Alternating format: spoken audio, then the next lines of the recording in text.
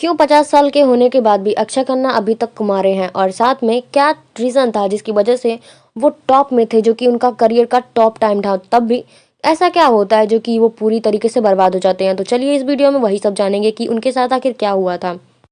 तो चलिए वीडियो शुरू करते हैं। अक्षय खन्ना हिंदी फिल्म इंडस्ट्री के एक ऐसे छुपे रुस्तम थे जो कि धुरंधर में खुद से ज्यादा 10 गुना, मतलब खुद से 10 गुना मशहूर एक्ट्रेस संजय दत्त, अर्जुन रामपाल और बहुत सारे एक्टर जैसे कि रणवीर सिंह, ये इनसे भी बेहतरीन परफॉर्मेंस करे हैं और इनके करियर को तो लग रहा है आप कच्चा चबा ही जाएंगे। आज हर तरफ अक्षय खन्ना का धमाकेदार एक्टिंग की चर्चे हो रही हैं। इनकी एक्टिंग देख करके लोगों के रोंगटे तक खड़े हो रहे हैं। उन्हें तो ऑरा फॉर्मिंग की मशीन भी कहा जा रहा है और दर्शक बॉलीवुड पर सवाल खड़े कर रहे हैं कि इंडस्ट्री ने इतने धुरंधर एक्टर को एक्शन फिल्मों में क्यों नहीं ट्राई किया था। लेकिन सच क्या है ये तो हमें आगे ही पता चलेगा कि लेजेंडरी एक्टर यानी कि एक्टर विनोद खन्ना के बेटे होने के बावजूद भी बॉलीवुड में नेपोटिज्म के हर फायदे को उठाने के बावजूद पिता के पैसे पर बनी फिल्मों से डेब्यू करने वाले अक्षय खन्ना अपने 28 साल के एक्टिंग करियर में खुद के दम पर सिर्फ एक ही सोलो फिल्म दे पाए हैं, जो कि था ताल से ताल मिला। और ये गाना शायद आपने सुना ही होगा, जो कि 1999 में आया था और एक्टिंग के परफॉर्मेंस में बहुत ही ज्यादा आगे था। और इस फिल्म को देखने के बाद लोगों के रोंगटे खड़े हो गए थे। ये बात शुरू होती है जब उनके पिता ने उनसे पूछा था कि तुम एक्टिंग करना चाहते हो, तो उन्होंने कहा था कि नहीं डैडी, मुझे अभी नहीं करना। तो कुछ दिनों के बाद खुद ही अक्षय खन्ना मेरे पास आए और कहते हैं, जो कि उनके पिता ने कहा था कि हाँ डैड, अब मैं करना चाहता हूँ, मैंने सोच लिया है कि मुझे बस एक्टर ही बनना है। कुछ ऐसा ही उन्होंने अपने पिता को कहा था। लेकिन आज जो उनकी फिल्म आई है दृश्य 2 या छावा या धुरंधर जैसी फिल्में देख करके अक्षय खन्ना की एक्टिंग देखते हैं, तो तब आज लोग कहते हैं बेटा भी सुपरस्टार और पिता भी सुपरस्टार, या यूं कहा जाए कि बेटा तो सुपर डुपर स्टार निकला। लेकिन कभी कभी कुछ कमी रह जाती है और कुछ सवाल खड़े हो जाते हैं कि इतनी अच्छी और दमदार परफॉर्मेंस होने के बाद भी ये इतने साल तक कहाँ थे। सन 2000 के दशक में उन्होंने एका पर एक फ्लॉप फिल्म दिया था, जिसमें से टोटल उन्होंने 11 लगातार फिल्मों फ्लॉप दे दिया था। और फरवरी 2012 के बाद वो अचानक से बॉलीवुड से गायब भी हो गए थे, जिसके बाद अगले 5 साल तक अक्षय खन्ना कहाँ थे कोई भी पता नहीं था। यहाँ तक कि उन्हें तो सब लोग ये भी कहने लग गए थे कि सबसे ज्यादा बदकिस्मत नेपो किड है, जो विनोद खन्ना जैसे सुपरस्टार के बेटे होने के बावजूद, इतनी बेहतरीन एक्टिंग होने के बावजूद 90% फिल्मी करियर में नाकामयाब रहे। और बॉलीवुड ने उन्हें सिर्फ ये कह के रिजेक्ट कर दिया था कि वो उनके सर पे बाल नहीं है, यानी कि वो गंजे हैं।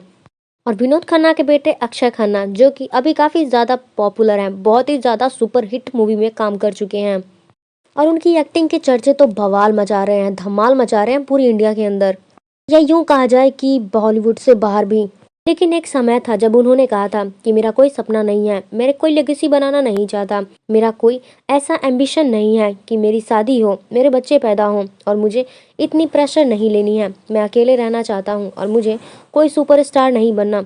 मैं तो बस एक ही चीज़ चाहता हूँ कि मेरा एक्टिंग अच्छा रहे और लोग मुझे पसंद करें। मुझे तो बस एक अच्छा एक्टर बनना है जो लोगों के नज़र में सिर्फ एक एक्टिंग ना लगे बल्कि एक रियल लगे। मुझे कोई शौक नहीं है बच्चे पैदा करने का और अपनी फैमिली को बढ़ाने का। ऐसा नहीं है कि मुझे बच्चे पसंद नहीं है, बस मैं ये प्रेशर नहीं झेल पाऊंगा, मैं ये नहीं कर पाऊंगा क्योंकि मैं एक बहुत अच्छा एक्टर हूँ या बन सकता हूँ।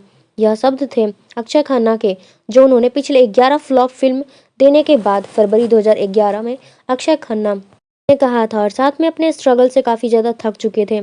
ऐश्वर्या राय के साथ आई फिल्म ताल हो, या फिर फरहान अख्तर के दिल चाहता हो, या फिर हंगामा का जो जीतू था वो कौन, उनका आइकॉनिक कैरेक्टर था जो लोगों के दिल में अभी तक वो जगह बनाए हुए है।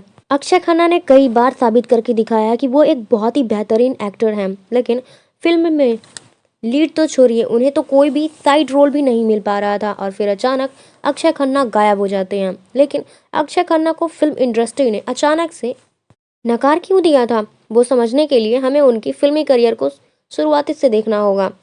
70 के दशक की बात की जाए तो उसमें धर्मपाजी, अमिताभ बच्चन, राजेश खन्ना के सामने अगर कोई एक्टर खड़ा हो सकता था तो वो थे विनोद खन्ना। और बचपन से ही वो अपने पिता को एक्टिंग करते देख करके अक्षय ने भी एक्टर बनने का सपना देखा। और साथ में साल 1997 में यानी कि 1997 में 22 साल के अक्षय खन्ना को उनके पिता विनोद खन्ना ने बॉलीवुड में लॉन्च किया था, उनकी पहली फिल्म हिमालय पुत्र में। और यह ठीक वैसे ही लॉन्च था जैसे कि आजकल नेपो किड को मिलता है।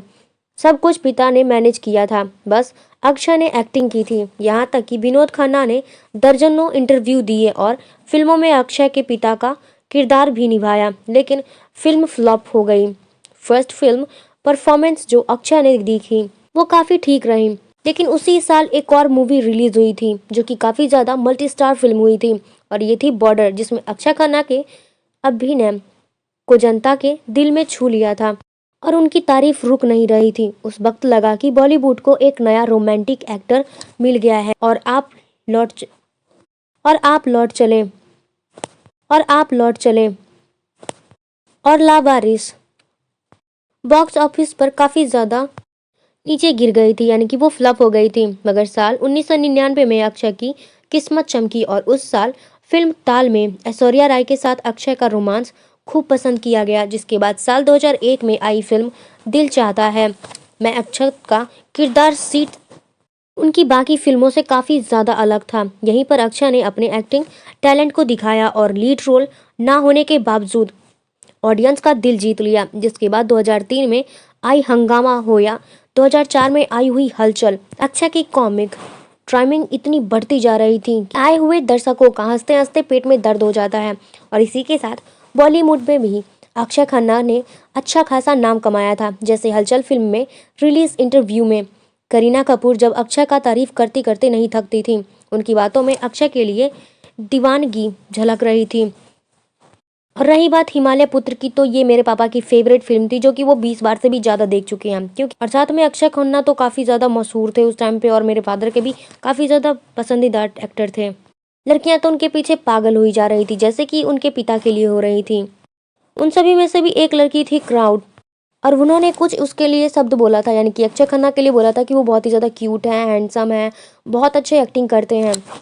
और वो लड़की उनको यहाँ तक कि एक अच्छा इंसान भी समझती थी और साथ में वो बहुत ही ज़्यादा उनको क्यूट भी लगती थी। लेकिन उसने एक शब्द कहा था कि Akshay Khanna is the right person to go Hollywood, क्योंकि उसकी परफॉर्मेंस जो होती है वो माइंड ब्लोइंग होती है।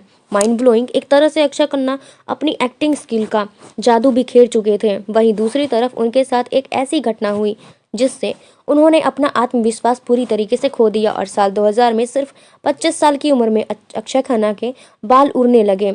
हर फिल्म के साथ उनकी ट्रोल्स बढ़ रहे थे और उस दौर में लीड रोल निभा रहे थे, और एक्टर का गंजा होना बिल्कुल भी मंजूर नहीं था, क्योंकि गंजा हीरो कोई पसंद नहीं करता। इसी वजह से अचानक से उन्हें लीड रोल से निकाल दिया जाता है। और यहाँ तक कि उन्होंने एक इंटरव्यू में कह भी दिया था कि मेरा बाल झड़ना मेरी किस्मत खराब करना जैसा है, ऐसा लगता है जैसे वो मुझसे मेरी उंगलियां मांग रहा हो।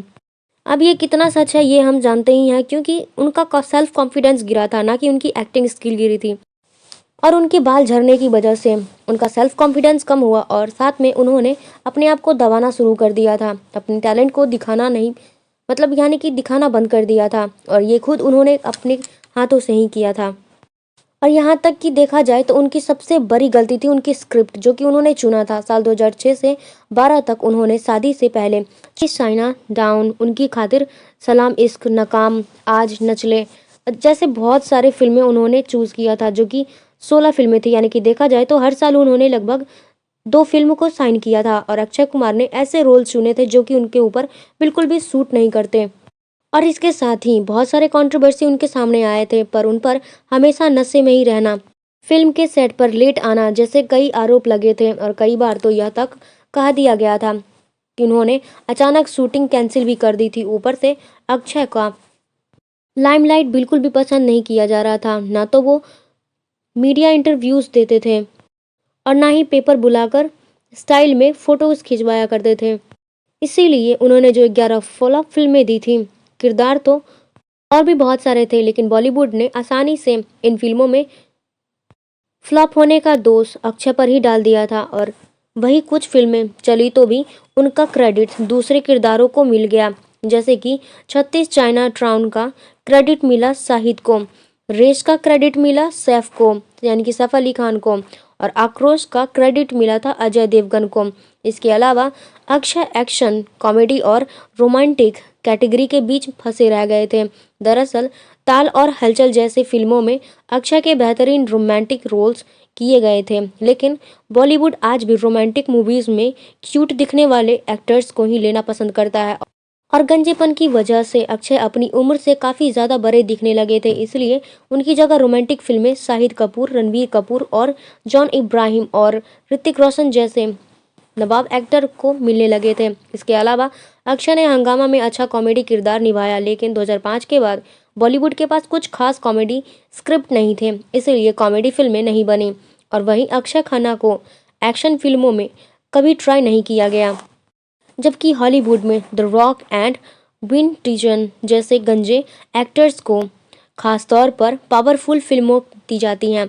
और अब शायद आप में से काफ़ी सारे लोग जानते होंगे कि 2007 में एक ऐसी फिल्म आई थी जो अक्षय खन्ना के डूबते करियर को शायद चला ले, लेकिन अफसोस की बात तो यह है कि उनके ही दोस्त ने उनसे ये मूवी छीन लिया था। हम बात कर रहे हैं फिल्म तारे ज़मीन की। दरअसल फिल्म के डायरेक्टर अमोल गुप्ते ने फिल्म का लीड रोल अक्षय खन्ना को ध्यान में रखते हुए लिखा था, क्योंकि उस वक्त बॉलीवुड में अक्षय एक ऐसे एक्टर थे जो इस सीरियस रोल को मज़ेदार तरीके से कर सकते थे। और आमिर खान ने खुद को पेश किया था और इंटरव्यू में बताया था कि अमोल गुप्ते ने यह कहानी अक्षय खन्ना को सुनानी चाहती थी, लेकिन तभी उन्होंने पूछा कि ये कहानी ज़रा मुझे भी तो सुनाओ, अच्छी लगी तो फिर मैं अक्षय को कहानी सुनाने के लिए कहूँगा। लेकिन जब आमिर ने यह कहानी सुनी तो वह अपने दीवाने हो गए, उसके दीवाने हो गए थे और उन्होंने खुद यह किरदार करने के लिए डायरेक्टर को मना लिया। अक्षय के लिए लिखी गई कहानी उन तक पहुंची ही नहीं और यह फिल्म आमिर के करियर को इतनी ऊंचाइयों तक ले गया कि ये सब हम जानते हैं कि इन्हीं कारणों के चलते साल 2012 में अक्षय खन्ना फिल्म इंडस्ट्री से अचानक गायब हो गए थे। अगले 5 साल तक कोई नहीं जानता था कि अक्षय खन्ना आखिर है कहाँ। लेकिन फिल्म 2016 में आई फिल्म जिसमें अक्षय का छोटा लेकिन काफ़ी ज़्यादा दमदार रोल था, जो लोगों को काफ़ी ज़्यादा पसंद आया था। लेकिन सबके दिमाग में यही सवाल था कि आखिर अक्षय गायब कहाँ हो गए थे।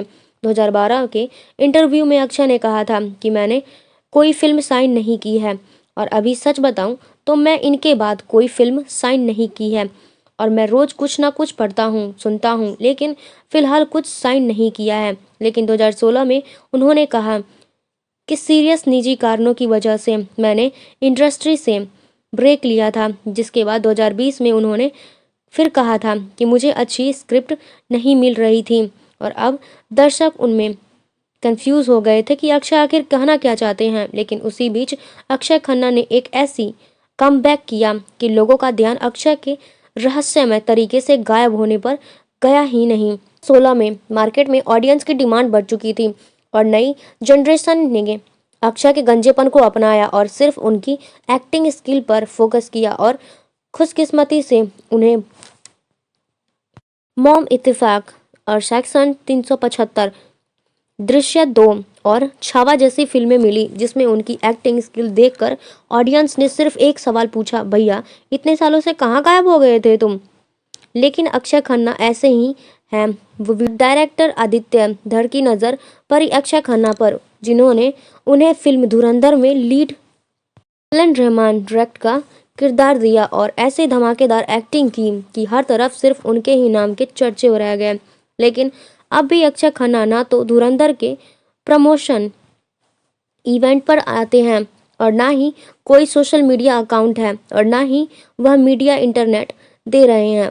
कहा जाए तो वो एक ऐसी आंधी है जो सिनेमा घर में आती है और फिर गायब हो जाती है। अक्षय खन्ना की लव लाइफ जिससे जुड़ी कुछ विवादों पर नजर डालें तो ताल फिल्म शूटिंग के दौरान अक्षय खन्ना और ऐश्वर्या राय बच्चन नजदीकियां बढ़ने लगी थी। रिपोर्ट्स की माने तो दोनों एक साल तक रिलेशनशिप में रहे थे, लेकिन जब ऐश्वर्या ने संजय लीला बंसारी को हम दिल दे चुके सनम साइन किया तो शूटिंग के दौरान उनकी मुलाकात सलमान के साथ नज़दीकियां बढ़ा दी जाती हैं और दोनों एक दूसरे से अलग हो गए। तो इसके बाद 2017 में कॉफी विद करण में अक्षय खन्ना ने ऐश्वर्या को फिल्म इंडस्ट्री की सबसे सेक्सी एक्ट्रेस भी कहा था। ऐश्वर्या के अलावा अक्षय का नाम सिया सरन, उर्वशी शर्मा और रिया सेन के साथ भी जुड़ा गया था। वहीं कहा जाता है कि करिश्मा कपूर और अजय देवगन का ब्रेकअप हुआ था, तब करिश्मा की अक्षय खन्ना के साथ काफ़ी नज़दीकियां बढ़ी थी।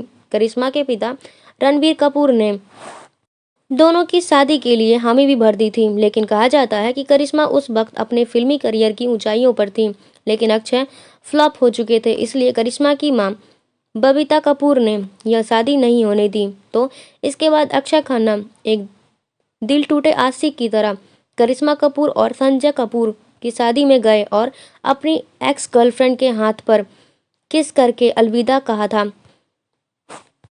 वीडियो के लास्ट में मैं आपको ये बोलना चाहती हूँ कि दोस्तों, क्या आपको अक्षय खन्ना की एक्टिंग पसंद आती है और आपको वो कैसे लगते हैं और उनकी कौन सी फिल्म है जो कि बहुत ही ज़्यादा आपको अच्छी लगती है। ये सारी चीज़ें आप हमें ज़रूर बताइएगा और ऐसे ही दिलचस्प वीडियो को देखने के लिए हमारे चैनल से जुड़े रहें। और वीडियो अच्छा लगा तो लाइक, कमेंट, शेयर, सब्सक्राइब ज़रूर करें और मिलते हैं अगली वीडियो में। तब तक के लिए बाय बाय, अलविदा, गुड बाय।